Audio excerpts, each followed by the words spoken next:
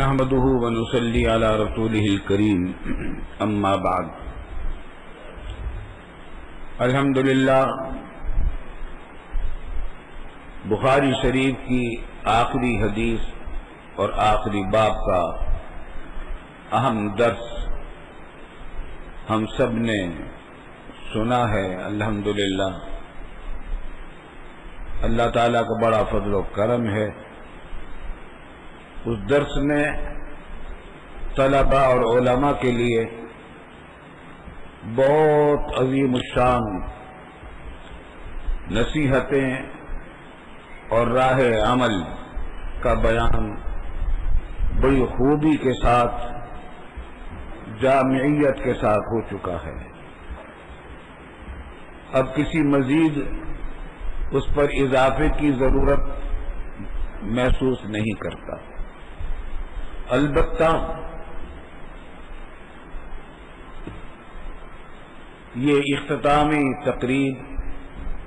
جس میں تمام جامعہ کے طلباء سال کے آخر میں درس حدیث اور آخری حدیث کا درس سننے کے لیے جمع ہوتے ہیں، یہ تقریب کا دن خوشیوں کا بھی ہوتا ہے اور جامعہ کے در و دیوار میں اور پورے ماحول میں عام طور سے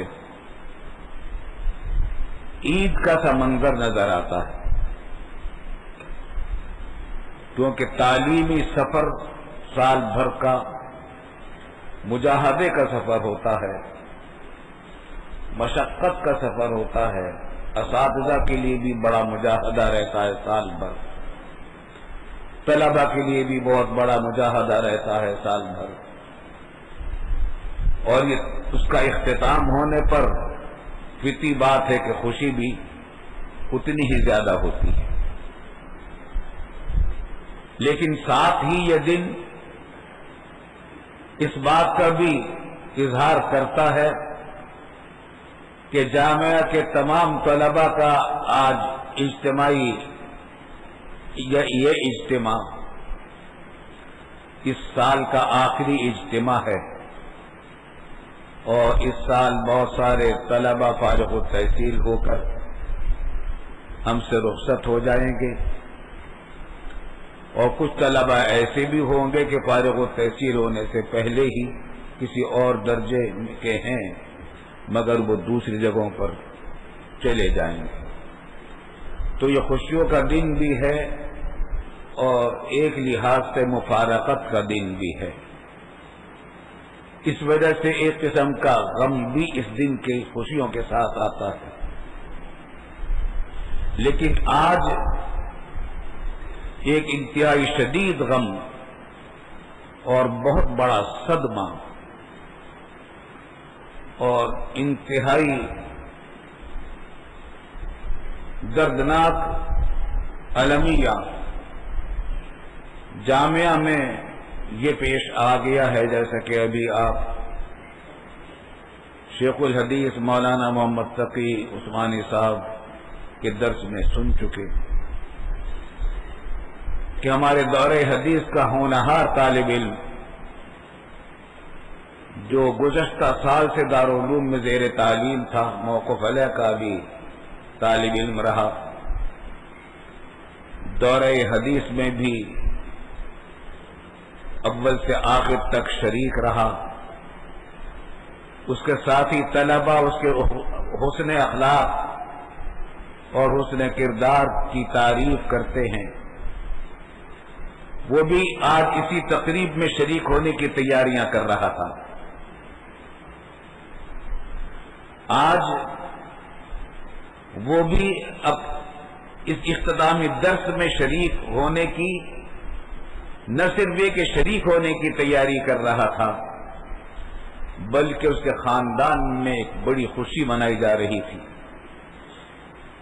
ایبٹ آباد کا رہنے والا ہمارا یہ ہونہار طالب علم عامر شہزاد، اس کے ختم بخاری کی خوشی میں اس کے والد ماجد بھی تشریف لائے ہوئے تھے، یہاں کل ہی آئے تھے، ان کے ایک بھائی بھی آئے تھے اور قریبی رشتہ دار بھی، ان کی والدہ بھی آئی تھی اور 2 خواتین اور بھی۔ کل ہی تو وہ باتیں کر رہا تھا اپنے ساتھیوں کے اثر کے وقت کہ میرے ہاں مجھے خوشیاں منانے کے لیے میرے گھر کے خاندان کے اتنے آدمی آئے ہیں، اور مجھے یہ فکر ہے کہ مدرسۃ البنات میں جمع ہوتی ہیں طالبات اور ان کے ساتھ ان کی سرپرست خواتین، تو پتہ نہیں ان مدرسۃ البنات میں داخلے کے لیے ہمارے یہاں کی خواتین کو اجازت کس طرح ملے گی، کیا ہوگا۔ وہ مولانا رشید صاحب سے ملا اور کہا کہ مجھے 3 خواتین کے لیے ٹوکن دے دیجیے، تو ٹوکن سے داخلہ ہوتا ہے مدرسۃ البنات میں۔ ٹوکن لیا، بلکہ ٹوکن لیے 3 خواتین کے لیے، والدہ کے لیے اور گھر کی دوسری خواتین کے لیے۔ اب یہاں جو تھوڑی دیر میں دستار بندی ہونے والی ہے، اس کے بھی ٹوکن ہوتے ہیں طلبہ کے پاس جن کو دستار ملنے والی ہوتی ہے، اس کا بھی ٹوکن حاصل کیا آج کے لیے۔ اور ختم بخاری کے دن رات کو ایک خصوصی ضیافت ہوتی ہے فاضلین دارالعلوم کے لیے، طلبہ کے لیے، دور حدیث سے فارغ ہونے والے طلبہ کے لیے، اس کے بھی ایک علامت ان کو تمام طلبہ کو دی جاتی ہے دور حدیث کی، وہ بھی حاصل کیا۔ یہ سب حاصل کر کے اپنے والد والدین اور خاندان کے لوگوں سے ملنے کے لیے اختر کالونی جا رہا تھا بس میں، اور بس میں وہاں سے بس میں اترا تو سڑک کے بیچوں بیچ بس رکی تھی، پیچھے سے آ کر کسی گاڑی نے اس کو کچل ڈالا اور ہسپتال پہنچنے کے بعد اللہ تعالیٰ نے اس کو اپنے پاس بلا لیا۔ یہ ایسا المناک حادثہ ہے،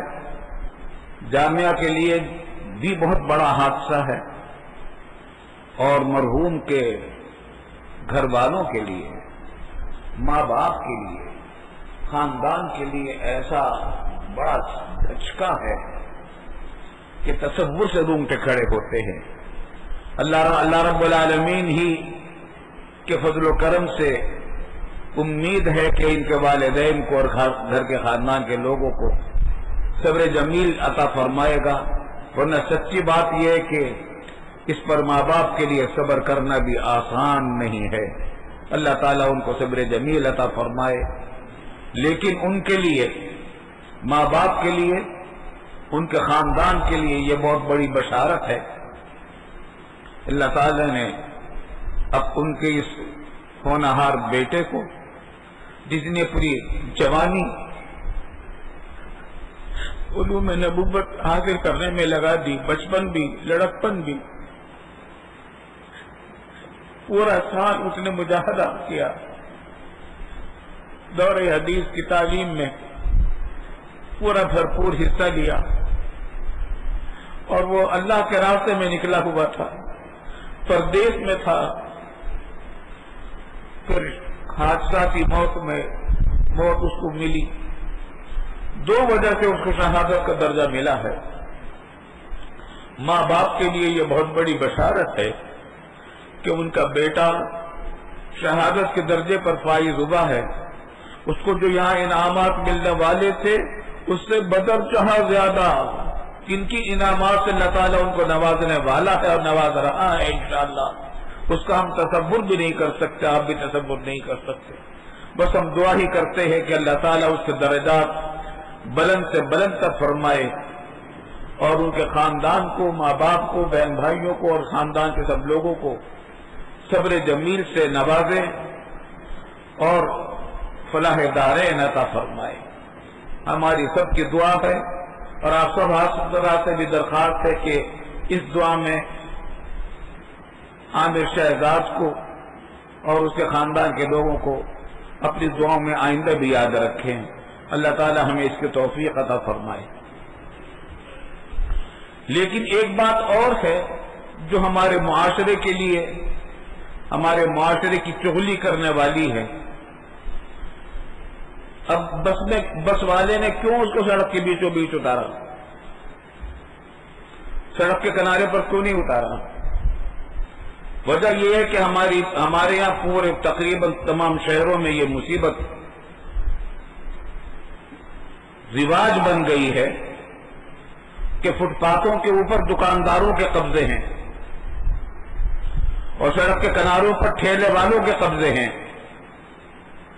اور ٹریفک کے لیے جو سڑک بنی ہے اس کا آدھا حصے پر یا اس کے کافی بڑے حصے پر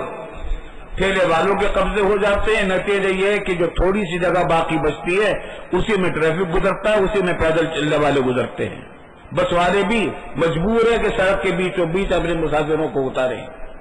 سڑک کے بیچوں بیچ مسافر کو اتارا، پیچھے سے دوسری گاڑی آئی، اس نے اس کو مار دیا.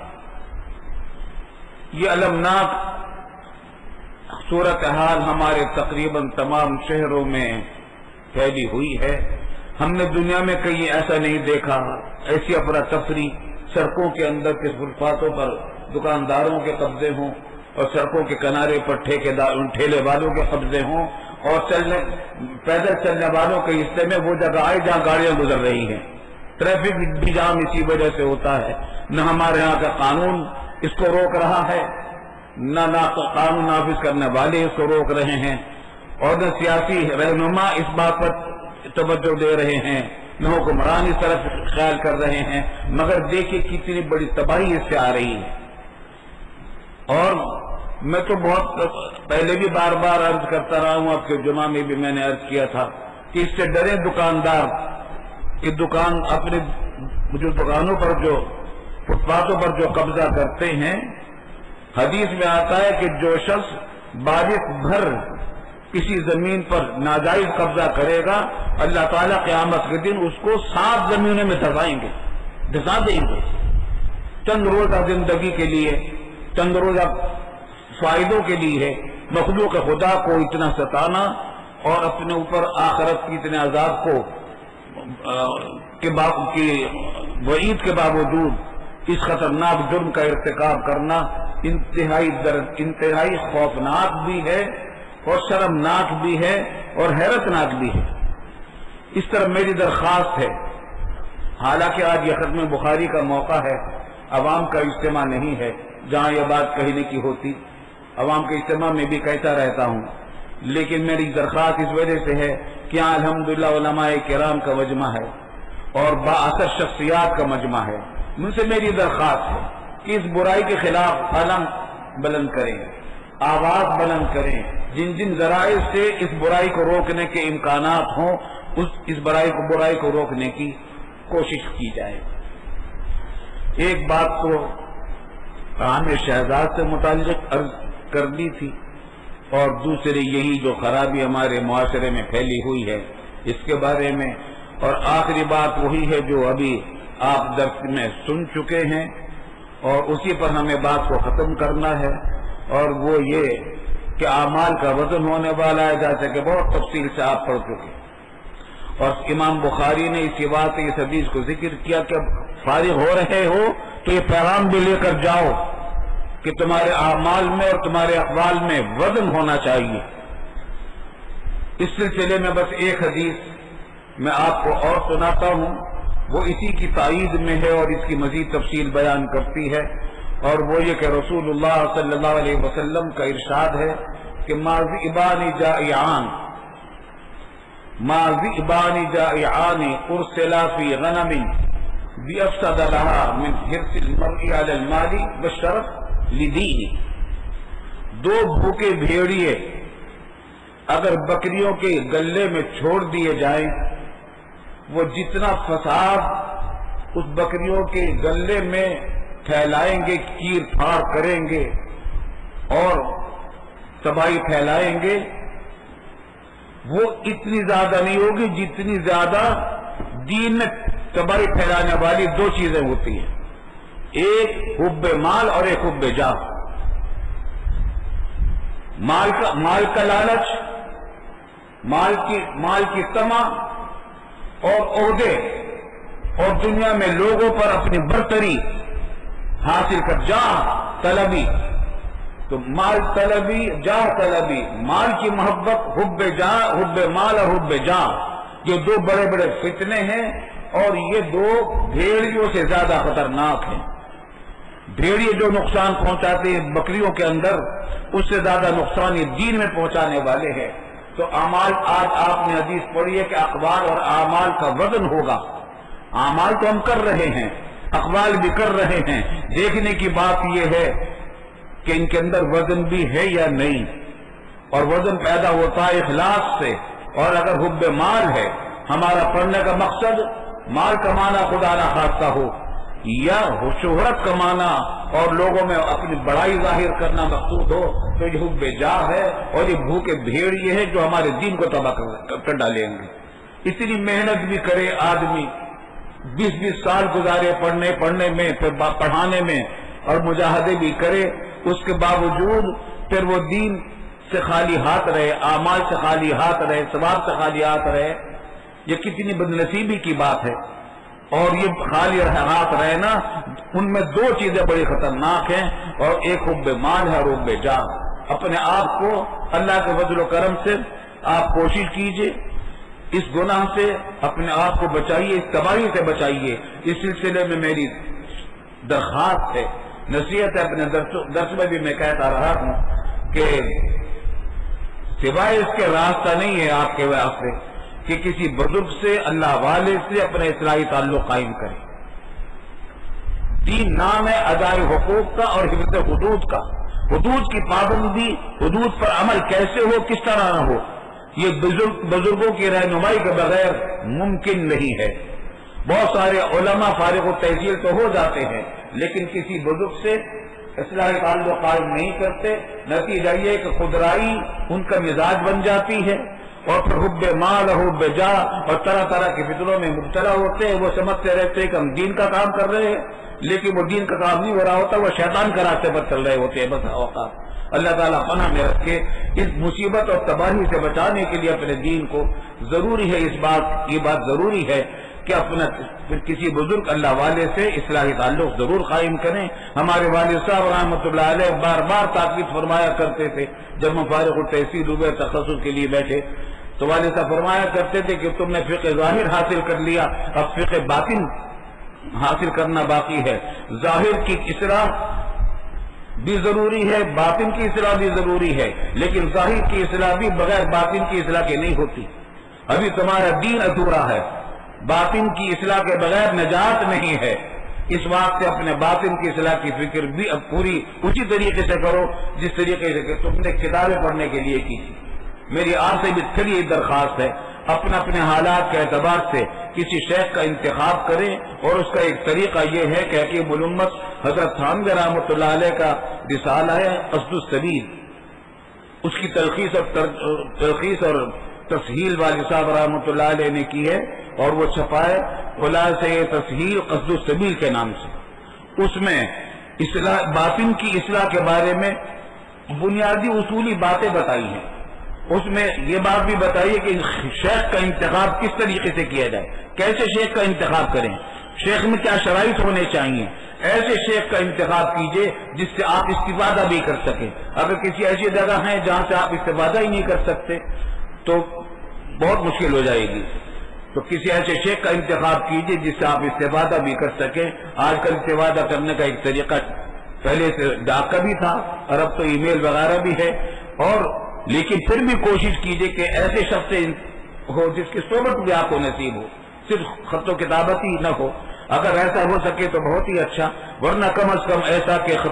خط و کتابت کے ذریعے، ای میل کے ذریعے ان سے رابطہ ہو سکے۔ لیکن انتخاب شیخ کے لیے خلاصہ تفسیر قصد السبیل کا مطالعہ ضرور کیجئے، اس میں آپ کو پتہ چلے گا کہ ہمیں کس طریقے سے انتخاب کرنا چاہیے کسی شیخ کا۔ یہ میری کچھ ٹوٹی پھوٹی اور بے ضرورت باتیں تھیں جو آپ سے مجھے عرض کرنی تھی۔ اللہ تعالی ہمیں اور آپ کو سب کو ان باتوں پر عمل کی توفیق عطا فرمائے، اور ہمارے جو طلبہ اس سال فارغ التحصیل ہو رہے ہیں ان کو عالم باعمل بھی بنائے، اور عالم ظاہر بھی بنائے، عالم باطن بھی بنائے، فقیہ ظاہر بھی بنائے، فقیہ باطن بھی بنائے، اور مینار ہدایت بنائے، جہاں چلے جائیں اللہ تعالیٰ ان کے ذریعے سے نور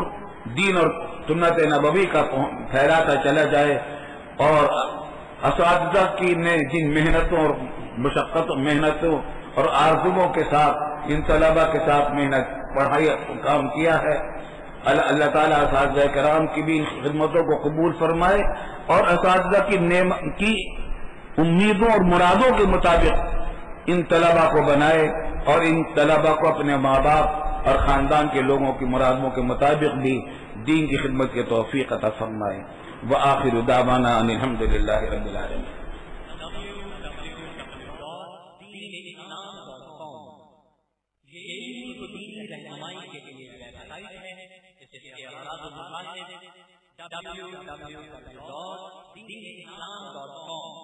اسلامی تعلیمات کو دنیا بھر کے مسلمانوں تک پہنچانا ہے، اور اس کے ساتھ عصر حاضر کے جدید مسائل جن کا تعلق زندگی کے کسی بھی شعبے سے اور اس کے بارے میں قرآن و سنت کی روشنی میں صحیح رہنمائی کرنا ہے۔ توحید رسالت کے حملوں کا مؤثر جواب اور دنیا بھر کے لوگوں کو نبی کریم صلی اللہ علیہ وسلم کے اوصاف و کمالات اور تعلیمات سے آگاہی پروگرام میں شامل ہے۔ اسلام کے خلاف پھیلائی گئی غلط فہمیوں کو دور کرنا اور مسلمانوں کے ایمانی جذبات کو بیدار رکھنا اس کوشش کا حصہ ہے۔ نئے صدر جامعہ دارالعلوم کراچی مولانا مفتی محمد رفیع عثمانی صاحب مدثر مفتی اعظم پاکستان اور شیخ الاسلام justice retire supreme court of Pakistan مولانا مفتی محمد تقی عثمانی صاحب مدثر اور مفتی جامعہ دارالعلوم کراچی حضرت مولانا مفتی عبدالرؤوف سکھر صاحب مدثر کی ہفتہ اسلامی مجالس براہ راست بیان کی اور دیگر علماء پاک و ہند کی تقاریر اب انٹرنیٹ پر اس ویب سائٹ پر سنی جا سکتی ہے۔ اسی طرح آپ کے مسائل اور مستحل یعنی آن لائن دارالفتا اور مدارس دینیہ کے سالانہ نتائج بھی گھر بیٹھے بآسانی استفادہ حاصل کیا جا سکتا ہے۔